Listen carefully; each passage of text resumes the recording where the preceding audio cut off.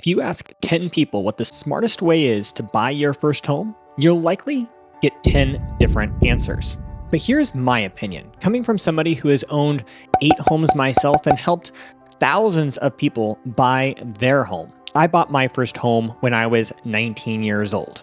And I don't know that I necessarily did it for the right reasons or even at the right time, but I absolutely have no regrets based on how things have turned out. Now, if you follow the advice of the financial gurus like Dave Ramsey and Susie Orman, I did it all wrong. They're going to suggest to you that you should have at least 20% down. Probably have an emergency savings fund of somewhere between 6 to 12 months. Have no debt. But for most people, I would say that that is likely unrealistic and would unnecessarily delay their ability to own a home and start building all the benefits associated with owning your first home. I bought my first home when I was 19 years old. And I bought that first home because I was already in the mortgage business, selling people on the idea of home ownership. And I felt like such a hypocrite. I bought a home using FHA financing with down payment assistance and seller paid closing costs. And although the time that I purchased this home was back in 2001,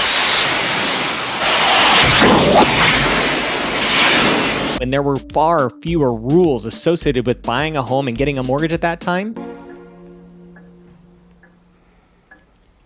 that scenario is still a very realistic opportunity to buy your first home. But I took it a step further and I used every little bit of income I had in order to qualify.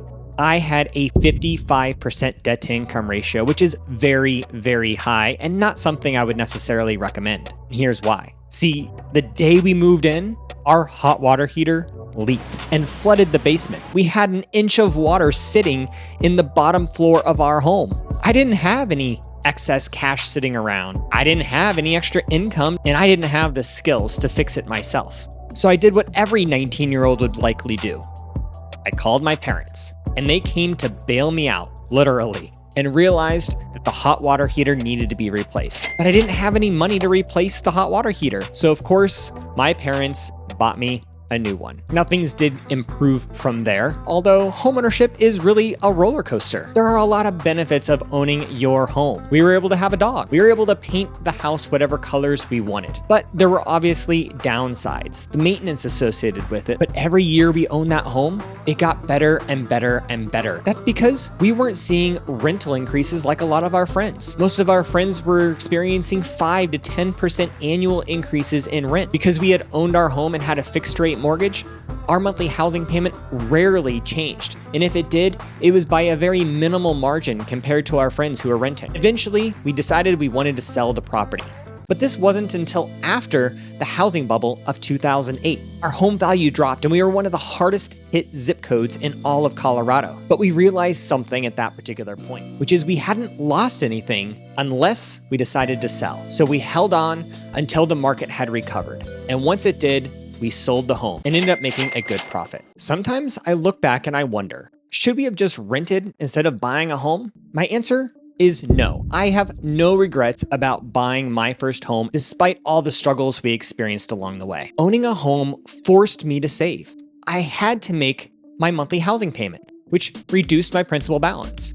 I had to maintain and repair the home along the way, which helped me increase the value and grow equity over time. If I wasn't forced to do those things, my guess is that money would have slipped through my fingers into expenses that weren't necessary, that didn't help me improve my financial position. But I certainly would have done things a little bit differently. Here's the smart way to buy your first home, at least in my opinion. First is to buy as quickly as you possibly can, just like compound interest. The longer you have that compounding, the more opportunity and growth you'll experience. And the same is true for homeownership. Second is to put as little money down as possible, because saving for a 10, 15, 20% or greater down payment can sometimes take years to accomplish. And in the meantime, you're missing out on all the opportunity of price growth of your home. But I would say it's important to have an emergency fund. We did not, and that could have been a huge disaster. I would suggest that you have at least 3 months set aside for any emergency or unexpected repair that may come up as a result of owning a home. And last would be to stay put in that home for a minimum of 5 years. See, buying a home is pretty cheap, but selling can be quite expensive due to the costs associated with selling your home and the commissions associated with that. Based on historical increases in home values year over year, the 5-year mark almost certainly puts you in a position to profit from owning the home. Check out this next video in the case you're curious about what minimum down payment you need to buy your first home.